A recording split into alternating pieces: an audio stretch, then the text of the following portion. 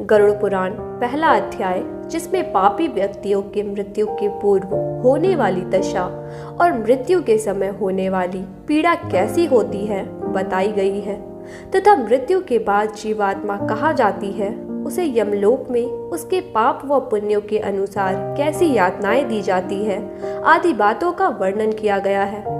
गरुड़ पुराण में कहा गया है कि जो व्यक्ति सदा से ही पापी है, दया धर्म से रहित है, दुष्ट लोगों की संगति में रहते हैं, ऐसे पापी व्यक्ति दुख पूर्वक यम यातना प्राप्त करते हैं। ऐसे पापी व्यक्ति के यदि कोई पुण्य कर्म है तो उसे भोगने के बाद पाप कर्म के अनुसार उसे कोई शारीरिक रोग हो जाता है। मानसिक रोग और शारीरिक रोग से युक्त उस व्यक्ति की जानकारी के बिना ही काल उसके समीप आ पहुंचता है। वृद्धावस्था के कारण विकृत रूप वाला और मरणाभिमुख वह व्यक्ति घर में अपमान पूर्वक दी हुई वस्तु को कुत्ते की भांति खाता हुआ जीवन व्यतीत करता है। उसकी आहार कम हो जाती है, जिससे उसका शरीर दुर्बल हो जाता है।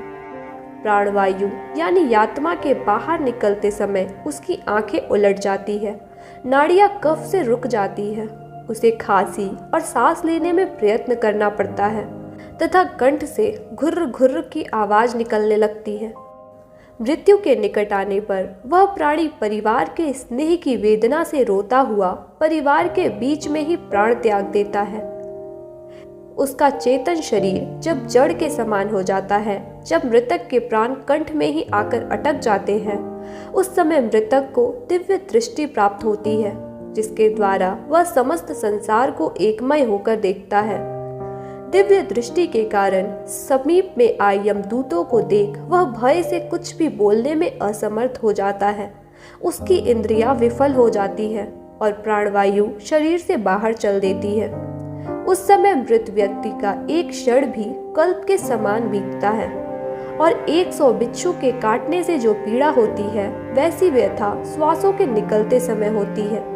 यमदूतों के भय से उस जीव आत्मा के मुख से लार और फेन गिरने लगता है।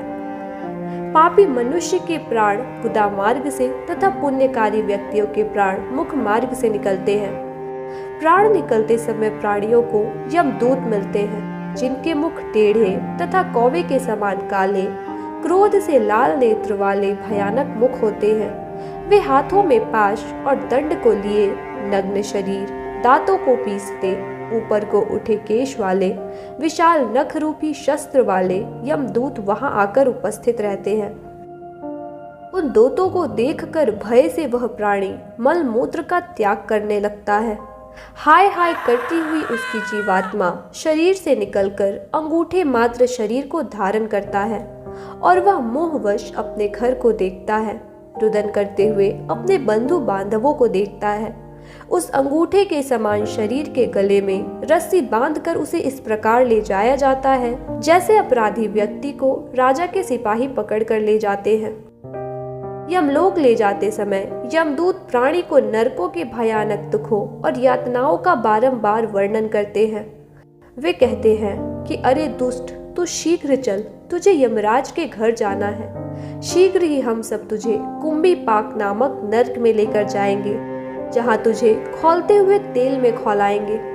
इस प्रकार वह पापी जीवात्मा हाय हाय करता हुआ, अपने बंधु बांधवों का रुदन सुनता हुआ, विलाप करता हुआ यमदूतों के द्वारा प्रताड़ित किया जाता है। उसे यमदूत अपने पाश बंद में जकड़कर कोड़े से मारते हैं और जो पुण्यकारी होते हैं उन्हें स्वर्ग के पार्षद अपने लोकों में सुख पूर्वक ले जाते हैं। उन यमदूतों के धमकाने से उस पापी आत्मा का हृदय टूटता जाता है। भय से कांपते और अपने पापों का स्मरण करते उस जीव आत्मा को यम मार्ग में कुत्तों और सींगों से कटवाया जाता है और सर्पों से डसवाया जाता है। कुत्तों और सींगों के काटने से उसे तेज पीड़ा होती है। इस तेज पीड़ा को सहता हुआ जब वह मार्ग में भूख और प्यास से पीड़ित हो जाता है, तब उसे सूर्य के तेज और वायु के वेग से तप्त बालू के रेत में चलाया जाता है।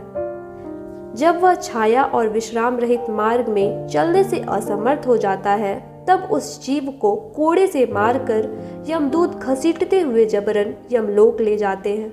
ऐसे कठिन मार्ग पर चलने से थककर वह कभी गिर जाता है, कभी मूर्छा खाता है तथा फिर उठता है और फिर चलता है।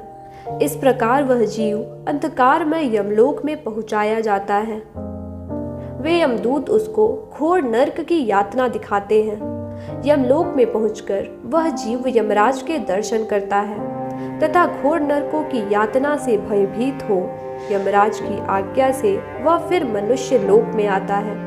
मनुष्य लोक में आने के बाद वह व्यक्ति अपने बंधु बांधवों को रुदन करते देखता है और यमदूतों से वापस अपने शरीर में प्रवेश करने की इच्छा करता है। इससे आगे उस जीवात्मा के साथ क्या क्या घटित होता है, यह हम आपको गरुड़ पुराण के अगले भाग में बताएंगे। राधे राधे, धन्यवाद।